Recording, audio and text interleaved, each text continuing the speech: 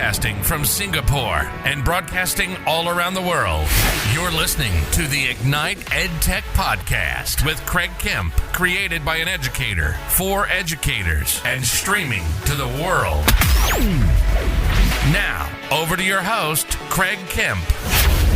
Hello and welcome to episode 107 of the Ignite EdTech Podcast. I'm your host, Craig Kemp, and I'm honoured to have you join us. As most of you know, I continue to work with the incredibly talented Mark Quinn to improve the final audio quality of this podcast. He has his own podcast production studio that provides editing and mastering services to content creators. To connect with Mark, please see the details in the podcast notes below. Last week, I asked you about your interest and knowledge in coding and computational thinking. Thank you for sharing. This week, I wanted to ask you about your current take on conferences and face-to-face learning events. I'd love to hear from you. Please share with us via our Ignite EdTech social streams. Also tell us the events that you're looking forward to going to over the coming months. I look forward to hearing your responses soon. A tool that has positively impacted the authentic and purposeful use of technology into classrooms and meeting rooms that I have worked in is Kaizena. Kaizena is a Google Docs add-on for feedback on student writing. Teachers who have gone paperless with Google Classroom and Docs will want to jump on this tool that supports quick and easy feedback right inside Google Docs. Teachers can provide 4 types of feedback: audio messages, text messages, skills ratings, and lesson links. The audio tool enables teachers to record their feedback, which speeds up the feedback process and is a beneficial support for students with learning needs. When integrated with Google Classroom, students' documents show up in the Kaizena web app as soon as the student submits them. Students can also collaborate on documents and use Kaizena to give peer feedback. Teachers can use Kaizena to manage the entire writing feedback process, from pre-writing to publishing. Give students individual multimodal feedback in Google Docs, hold group or individual conversations about writing projects in the Kaizena web app, track student skills progress, and link students to online lessons that scaffold learning. Save hours of grading time with Google Classroom integration, which syncs student submissions for seamless assessment. Plenty of research exists on the importance of timely, relevant, and specific feedback for learning. Kaizena helps teachers focus intently on feedback and provide it in a variety of meaningful forms. By linking to lessons and feedback, teachers can also encourage students to explore more learning opportunities. I highly recommend that you take a look at the link in the description below, kaizena.com. Last week, we talked about personalization tools. If you're interested in learning more, go back and listen to last week's episode. This week, I wanted to talk about my first face-to-face conference and learning event in 3 years, and the power of a hybrid approach to professional learning. Last week, I had the honor of traveling to Bangkok, Thailand for BETT Asia, my first face-to-face conference and learning event in 3 years, and what an experience it was. BETT Asia held its first face-to-face event in 3 years, and it was a real honor to be involved as the chair of the K-12 leadership stream, bringing together more than 500 educators from across the region. BETT was a huge success. The best part of this event? The connections and networking. To me, face-to-face conferences have always been about networking and connecting, more than learning and developing. This is the huge part for me of the way we deliver CPD and professional learning in our schools. Attending conferences and events are fantastic, but shouldn't be a standalone part of any CPD program in a school. And unfortunately, budgets in our schools prohibit us from engaging in a variety of learning activities that trigger our own learning and development.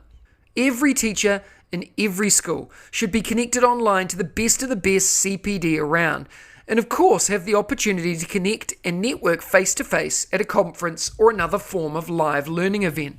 Connections build relationships, which build our desire to learn and develop and share. To me, my biggest takeaway was from an EdusPark perspective. As I think about how to support schools better in the way that they engage and develop their staff, it's clearer now than ever before that a hybrid approach is critical to the success in this space. As a CPD ecosystem, EduSpark brings high-quality content, engaging features to close the loop on learning, and much more. But what we don't yet do is bring face-to-face interactions. Pairing a subscription to EduSpark with face-to-face learning opportunities is how schools can change the way learning exists for teachers and save themselves time and money. I have some amazing case studies currently in action with leading international schools in Asia on how to make this a success. If you're interested in learning more, let me know. I'd love to connect, chat, and share. There's so much more to come in this space, and we're excited to be leading the way. You can email me at craig@eduspark.world. To learn more, please connect and follow on your social channel of choice, and don't hesitate to reach out with your thoughts and ideas. Every week, I bring you a short interview with some of my edu heroes, an engaging learning experience with someone who makes a difference in education every day, with a particular focus or angle towards educational technology. This week, I had the pleasure of chatting with Michael Kasumovic. Let's have a listen to the chat.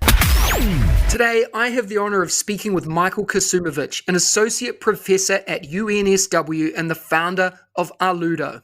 Michael's mission is to help teachers inspire their students, and his work is inspired by a desire to make a difference, and that's a key reason why I wanted to chat to Michael today.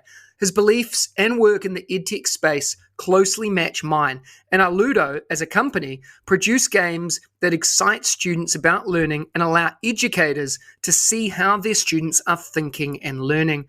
Michael, it's a pleasure to have you on the show today. Are you ready to talk about education and technology integration?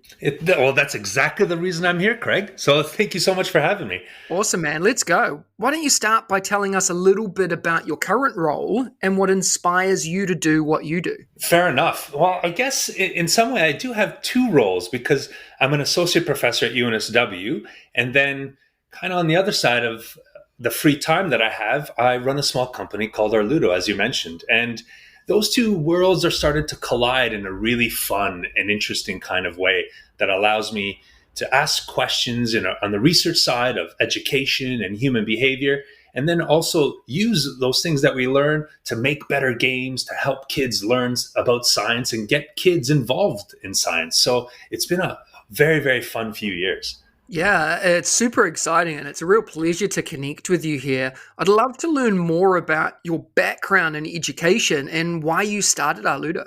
Yeah, so I actually, probably like most of the people who listen, they all probably have more of a background in education. My background comes from learning and then doing a couple degrees and then kind of starting to teach at the university level. And then you realize, wow, I'm so unprepared to help other people learn because I've spent my whole life learning and I'm so different to everyone else. So that was a really interesting experience for me, getting on the other side of that classroom and becoming a lecturer. And, you kind of get thrown in that, and then you just have to start learning and figuring out what works for the different students that you have in your class. And that was what really kind of drove me to want to learn more about education. Yeah, it's super exciting actually to hear that and the process that you've gone through. I do a lot of work with edtech companies every day, and chatting to edtech companies from all over the world, often one of the missing pieces is that connection back to education. Right. There's a lot of great business people, but not a lot of great educators. And I think that's the connection and that piece of the puzzle that's often missing. So it's really exciting to hear you call that out as well. And the work that you do at Arludo, you actually create 4 different types of games. Can you tell us about this a little bit more and why you focus on these areas? Well, we create games in biology, and that's where we started because that's really what I do as a researcher. I'm interested in learning more about the natural world. So it's a really natural place for me to kind of start exploring and creating games around that because it's something I know really well. And I wanted to start creating those games around biology because I wanted to help my students kind of have a different experience. I realized early on that they don't learn the same way that I did, 15, 20 years ago. The mobile phone is around. They're more active in engaging one another with that device. So I really wanted to bring that device into the classroom. And I know we have a lot of discussions in Australia right now about what the role of that device is in learning. And I think it should play a really kind of pivotal role in how kids interact with knowledge.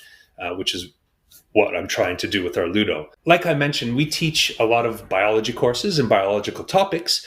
The other thing is we're getting into is teaching more about psychology and how the brain works. And I think that's really, really important, especially now when we have a lot of companies trying to take advantage of our sensory system and our cognitive processes.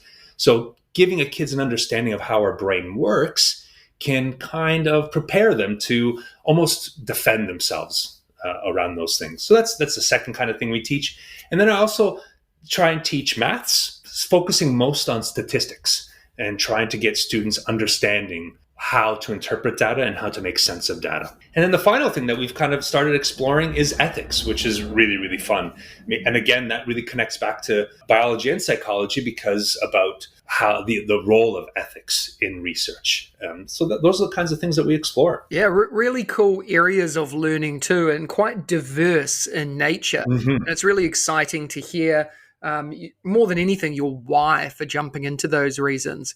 Jumping into this interview, Michael, I did a bit of research and I saw that you've recently received a grant for Arludo and that you'll be creating some new opportunities in science. Can you tell us a little bit about what's going on with that? Sounds super exciting. I'm really, really excited about it. And I can't tell you the grant that we've received yet because that's kind of still under embargo because of what's happened with our recent election and changes over time. But I can share what we're going to be doing.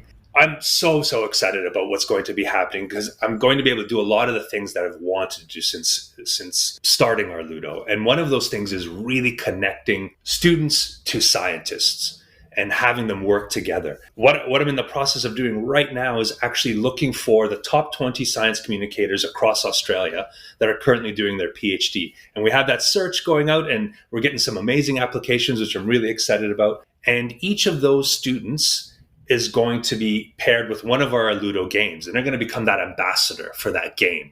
And we'll find places for them to give talks, and we'll have online sessions that students can join into and be a part of a conversation and ask those students what it's like to be a scientist and the research that they're doing, really give them that opportunity to ask questions and learn more about what a career in science kind of looks like. Yeah, and it's the work here. I'm excited about wanting to know more about this because I think it's an area that is much needed, and I think you're going to get a lot of interest out of this as well, and potentially with some of the people listening here today. So we'll make sure that when the time is right and we're able to announce a little bit more, we'll definitely be in touch, and we'll make sure we share that out via this podcast and on all of our social channels as well, Michael. Oh, well, thanks, Greg. That would be amazing. There's so much more also that's going to be coming. One of the things I'm really, really excited about as well is the fact that we're actually going to have a national game development competition for students all across Australia in primary and secondary schools. That's going to be amazing. Can't wait to see that. That's going to be really, really cool.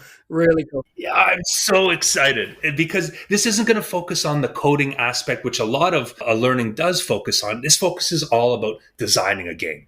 Designing a new game that Arludo is going to end up creating with the winners. So we'll have some prizes for our top teams, and the first place team is going to actually work with our designers and game developers, and they're going to bring that game that they put together to life with us, and they'll get all the credits on that, and all the kids across Australia will be playing it. It's so exciting. Can't wait to get that out there. Really, really cool. Let's jump into some quick fire questions, Michael. The first thing that comes to your head and a brief why. Okay. What's your favorite EdTech book or resource? Okay. Well, I'm going to lean on resource there.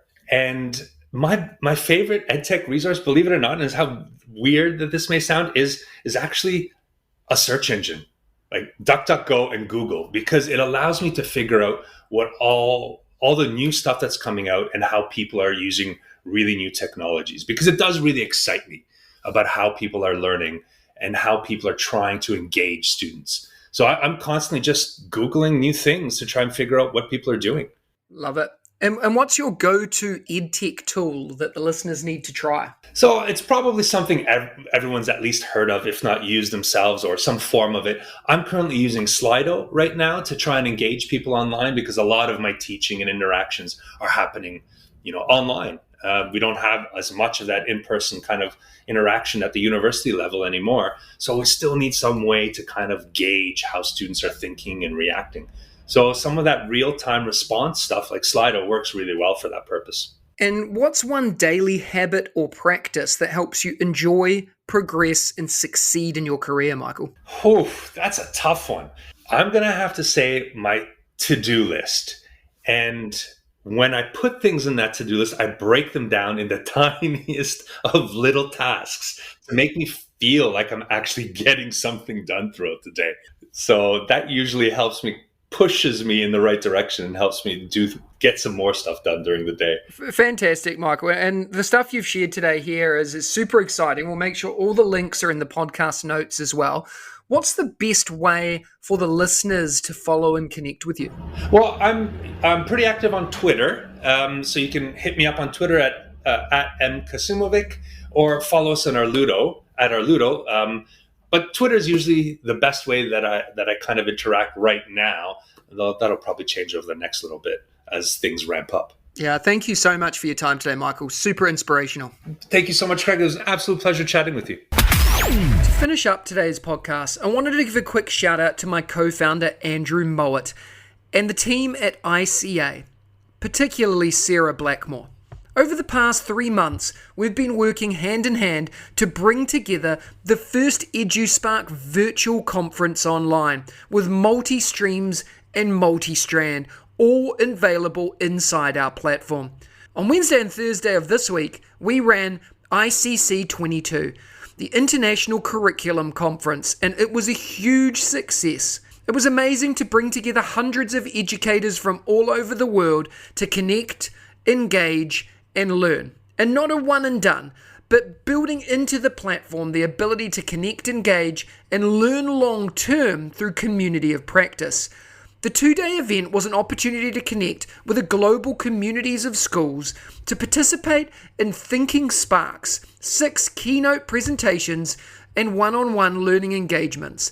The ability to network, connect, interact, and engage, to learn more about the IEYC, IPC, and IMYC curriculums that ICA have, and presentations of different elements and aspects of the learning environment of schools. It was amazing to bring together all of these incredible people online inside EduSpark across multiple time zones. For more, you can have a look at icc22.eduspark.world. The link is in the description below. I'd love to chat with anyone interested in running online events now and into the future. If you enjoyed today's episode, please follow us and share the podcast with your PLN and colleagues. Please remember to spend a few minutes to rate this podcast too on your podcast channel of choice so we can reach even more educators and EdTech enthusiasts globally.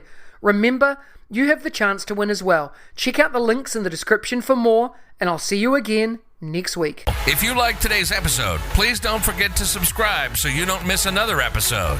And be in the drawing to win prizes every week. If you know others that would enjoy the show, please hit that share button and brighten their day. Join us again next week for your weekly EdTech hit with @Mr. Kemp NZ. We'll see you again soon.